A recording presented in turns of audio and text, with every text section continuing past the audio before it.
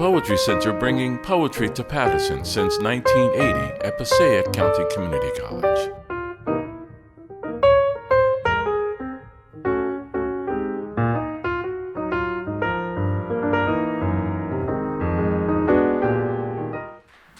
Now we're going to hear from Sean Thomas Dougherty, and he's the author of 20 books, including the forthcoming Death Prefers the Minor Keys from Boa Editions.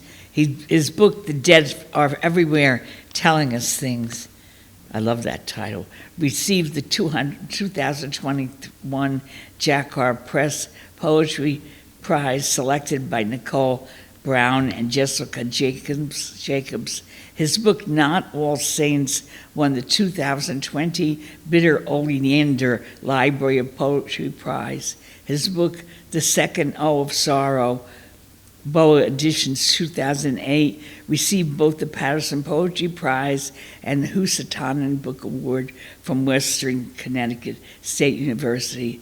Other awards including an Established Artist Fellowship from Northwest Pennsylvania, 2 Pennsylvania Council for the Arts Fellowships in Poetry, and a United States Fulbright Lectureship to the Balkans. Sean's work as an editor includes the anthology Alongside We Travel, Contemporary Poems on Autism, published by New York Quarterly Books. This anthology was the first literary anthology to engage the complicated disability of autism. Sean currently works as a writing memoir mentor with the MFA program in creative writing at Western Connecticut State University, and as a medical technician and a long caregiver for folks with traumatic brain injuries. He was the 7th official Poet Laureate of Erie County, Pennsylvania.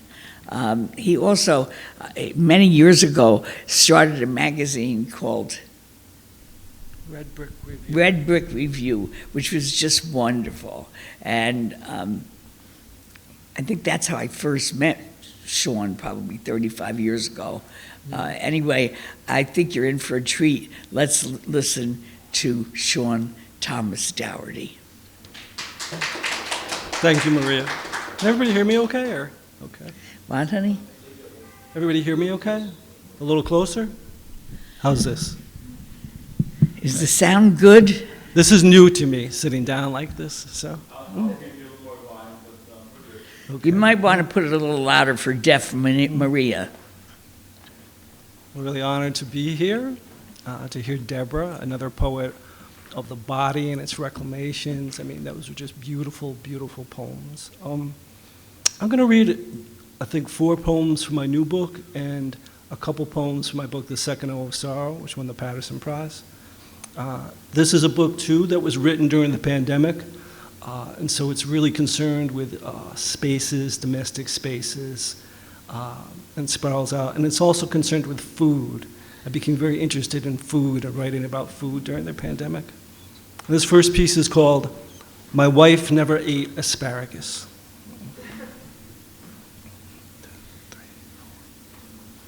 My wife never ate asparagus growing up, or really never any vegetable.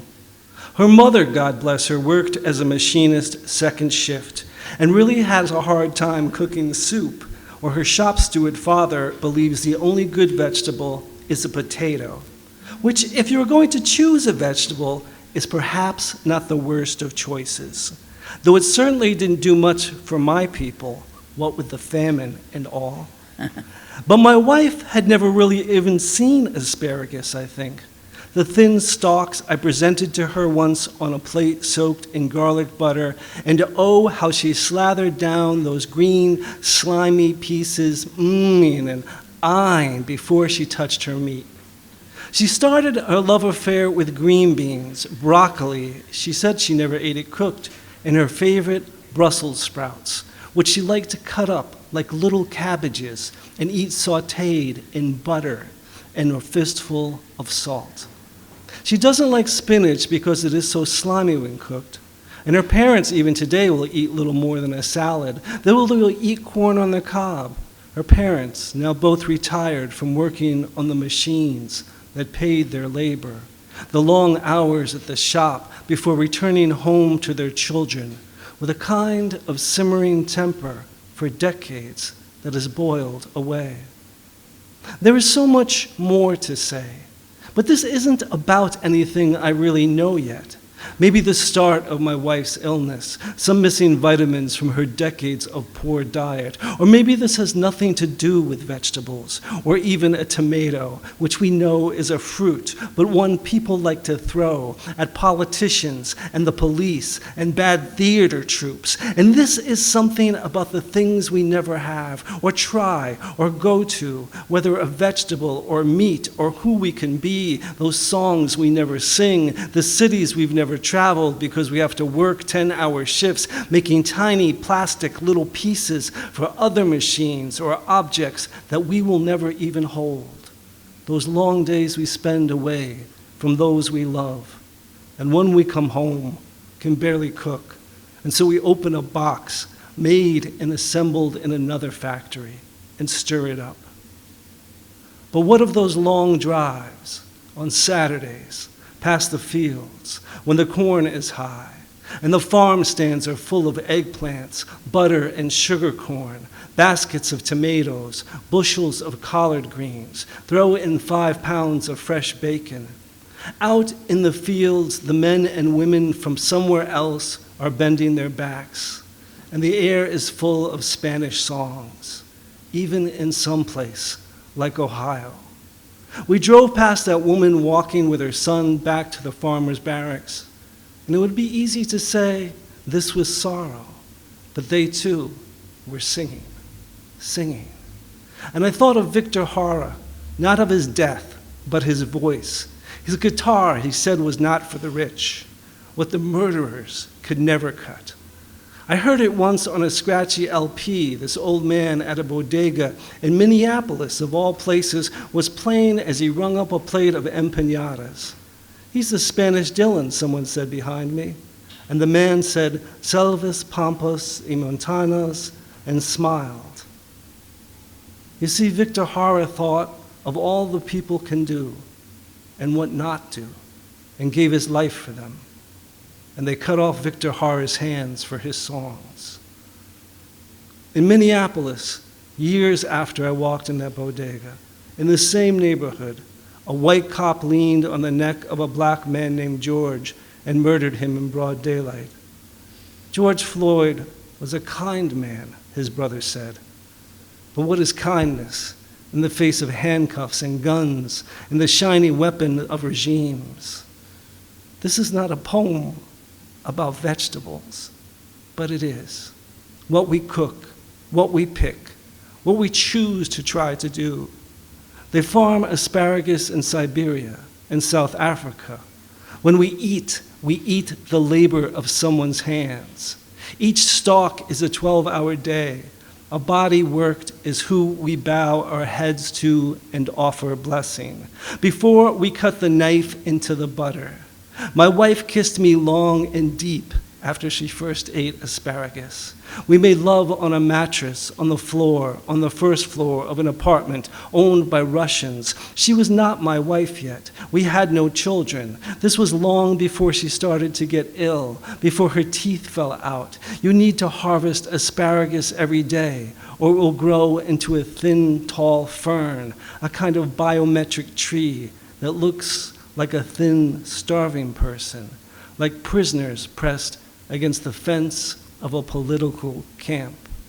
You need to cut it first, and then it will grow day after day after day. Elie Wiesel, when asked if there is a way we can go back in our minds to a time before the Holocaust, he said, yes, it is difficult, but we must. And when asked, what do you do when you go back to that time? He said, we eat.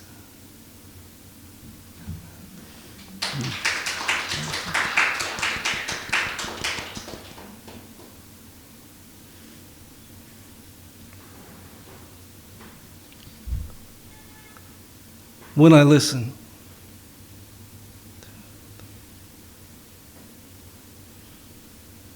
When I listen to Thelonious Monk, I think he transforms fear into revere and rearranges it into something more like reverie.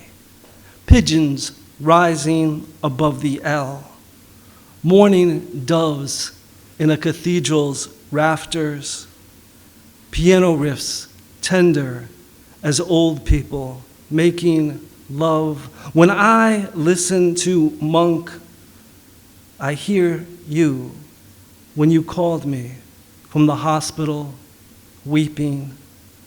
In the room next door, a woman coded, "Do not forget, after someone dies, there is labor. Someone strips the bed. Someone mops the floor."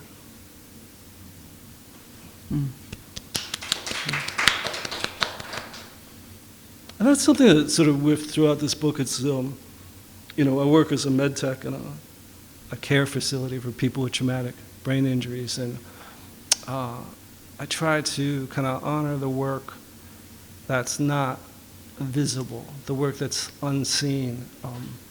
Like when someone dies, like there's labor after that. When someone lives, there's all this care. And I try to put that down. That's the work I do, but also just to honor that labor of care. And in recent years, I've started to think of poetry as a kind of caregiving, because what I do is I often have to take care of people who, for a long time, are strangers. They don't really know me. And some of them really sort of forget who I am sometimes.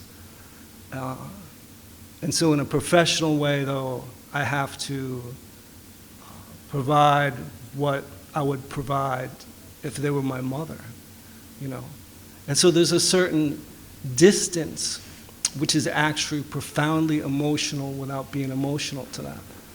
And it's the same with poetry. In some ways, poetry has to imagine the stranger out there who needs our words, who needs our poems, to reach out to them, to figure out what they need to get them through the day, and to give them that in language.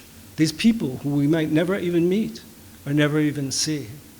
And so that idea of the poem as caregiver, removed from ourselves, but with the potential to heal, is something I think about more and more, particularly in the 21st century, where sometimes our work flies through these electronic medium, like today, on YouTube, right?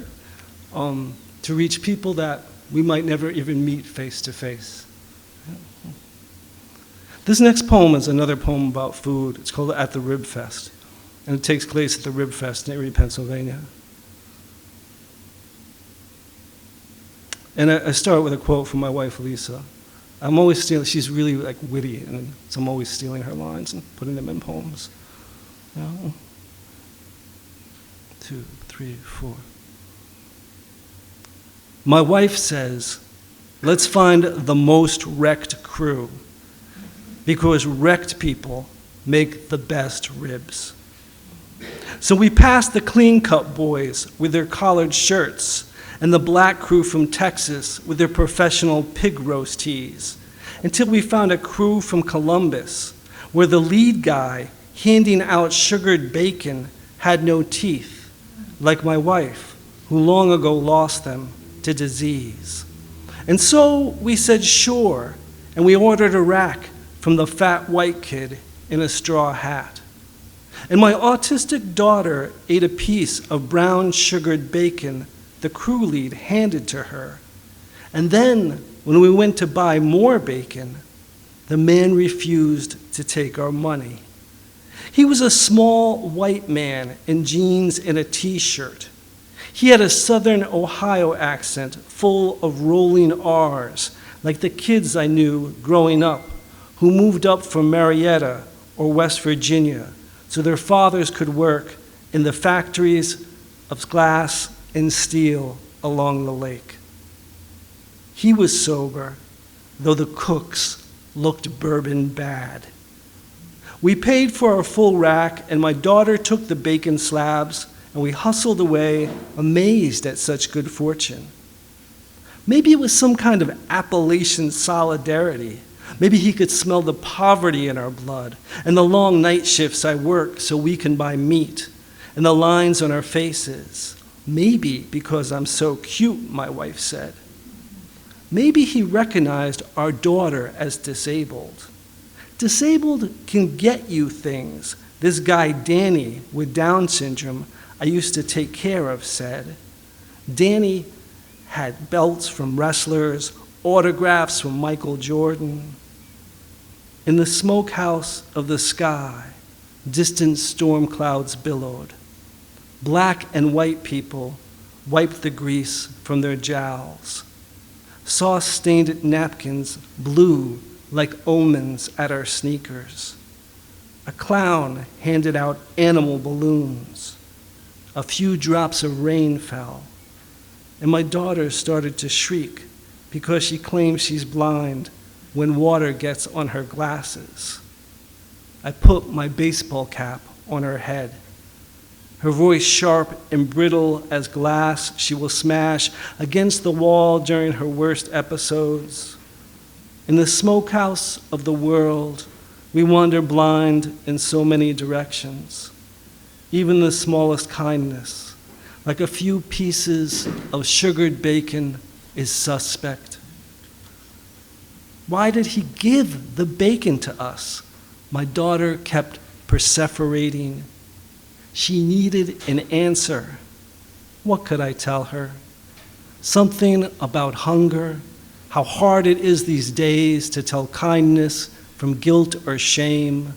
You look, then look away. What will kill us or save us in the end? This I know she's learned already. We take what meat is given. We swallow its tough, fatty sweetness down fast, as if someone will snatch it from our hands.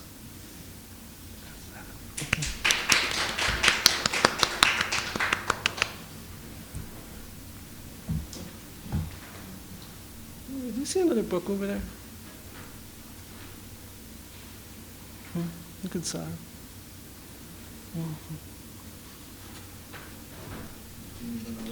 Yeah. Thank you. So I'm going to read a couple poems. This is from my book that won the Paterson Prize. And then I didn't get to come down to read because the whole world shut down. Right. Which was kind of rude of the world, you know?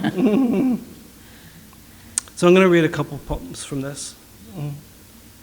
So what I was saying about poetry as an act of caregiving, this is a small poem which I think tries to attempt to articulate that idea, and it's called Why Bother?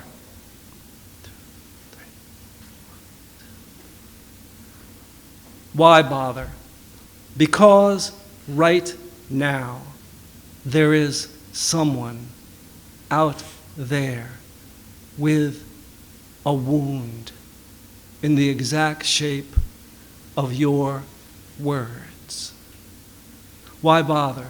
Because right now there is someone out there with a wound in the exact shape of your words.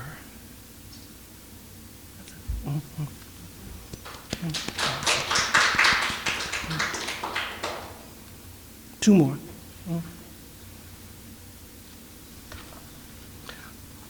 So during the pandemic, I became obsessed with the backyard, but this started before the pandemic for me. And I think this was a direct influence on kind of the poetics of Maria and Joe Weil and some people I've known for a long time, and that, you know, we look into these small spaces, the spaces of the rooms and the houses that we live, and we find the poem there. And so I became very immersed and like digging in the garden and playing with my kids and just, you know, seeing this as an opportunity to find poems which were close to the lived life. And so this one's called My Youngest Daughter Brings Me Daisies and Bits of Plastic Trash. And it's about my daughter, whose name is Andalusia Akhmatova Dougherty.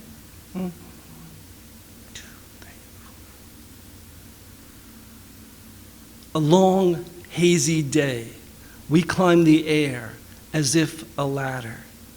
The black branches of the lilac have blossomed overnight. My neighbor is outside watering her crocuses, wearing the cheap accoutrements of Annunciation, a blue Greek rosary dangling like a necklace from her neck. The first hot wind is carrying something close to faith, or at least the promise of faith. My daughter is digging in the dirt. She brings me rubies. She brings me bits of plastic trash. She names them star litter. My neighbor is slightly drunk and walks as if she has wings, like a ballet dancer up on her toes. My daughter walked like this her first few years, the thing that told the therapist she has the palsy. She tiptoed around the house, her arms gangling and flapping with joy. I named her my furious bird. We named her Akhmatova, the dark light we made her out of, waiting at the gates. Like our neighbor, who I'm realizing is extraordinarily intoxicated. She's starting to slur and sing. My daughter now is climbing a staircase of light, the steamy laundry of the air. The trees are full of crows and grackles. I praise her body leaping vespers. She moves irregular as a votive candle's flame. What can be strung together? These moments are made of love. The dusk writes itself across her face. The electrocardiogram of sky above the trees is where I'm headed.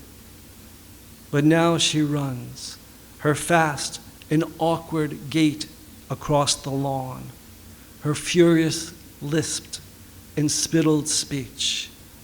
Her hands are sparrows.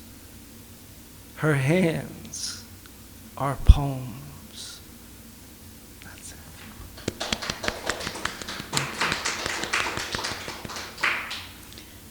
This is my last poem. I used to try to end on a happy note, but then I've decided to do away with that. I think joy at the end is overrated. This is called Grief's Familiar Rooms. This is a tiny poem.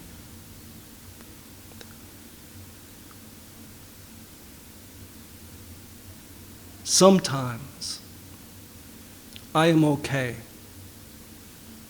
even though when I come home from work, I still sit in your chair for hours without taking my coat off, pulling at its buttons that are not answers. Thank you. On how you guys might have dealt with the pandemic. So how did it all come about? I don't know. I think it became getting older. My son who's over here is growing up, and I have two girls who are 10, 11, and 14. Something about the domestic space. I mean, a lot of this, I said this during the reading, is the influence of Maria. I mean, definitely, I can see that through the decades, the way that she writes, the permission to write about your family as productive material to make art out of, in a way which honors them and celebrates and explores the complexities of what it is to be a person, just out of the domestic space, that you don't have to go anyplace, that you can just, go into the backyard or look around you at your in-laws and, the people that you love, and out of that make something of language which will resonate with other people, because so much of what we live in this life, right, is just that. It's just being with the people that we care about the most. And so I think, the older I've gotten, that becomes more important to me, you know, rather than I knew I'm not going to start the revolution. You know, when I was young, you know, I thought, you know, poetry has to be this great, you know, revolutionary thing, like Pablo Neruda. But, you know, Pablo Neruda's best poems are when he's talking about a tomato, or, you know, or writing a love poem. And sometimes a love poem is harder than a political poem. Martina Spada said something that resonated with me years ago. He says, rebellion is the circle of two lovers' hands. I've never forgotten that phrase.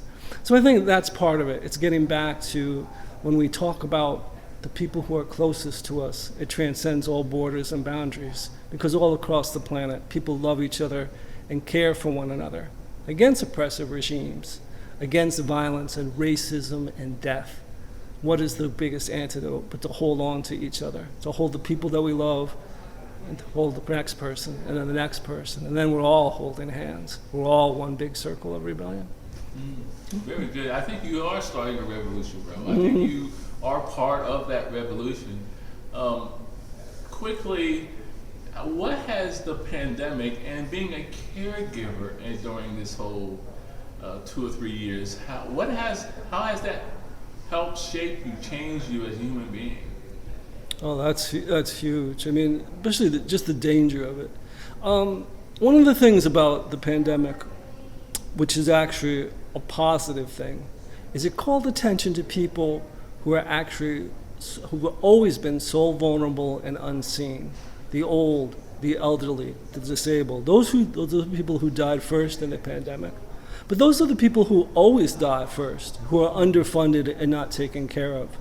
And so one of the great ironies of the pandemic is it showed, as these body counts started to show, it showed the failures in our system, and how the people who do that kind of labor, taking care of very vulnerable people, you know, are completely unseen and, you know, aren't appreciated. And that extends out to the people who worked in grocery stores, you know, people who do lower level blue collar jobs every day. But the society doesn't function without us. And the pandemic showed us that, you know. Now I wish after this, as we start to turn the corner, that, you know, the culture would realize this, you know, and change things and change laws and labors to be able to take care of people who are on the edges, you know. In American culture, we like to unsee people, to push them out of the way, you know, whether it's old, the grandmother, you know, the disabled, people in wheelchairs, you know. We're constantly fighting for funding to take care of them. But we shouldn't have to. Like, that should be, a society should be judged on how it takes care of its most vulnerable citizens, you know. So maybe we'll learn something out of this, you know, these terrible years, you know, that, you know, if we don't take care of those people, what does that say about who we are collectively as a culture? Yeah.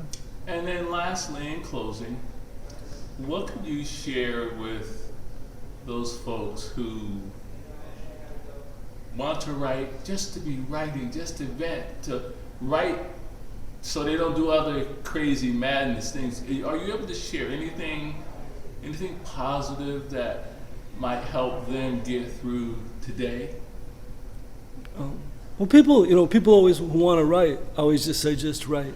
Like, especially the great thing about poetry is that all you need is a pen and a piece of paper and your imagination, you know, and read and find other people, and then just go and do that and put that on paper and feel it and feel the emotion of the language and the words, you know, rise out of you, you know.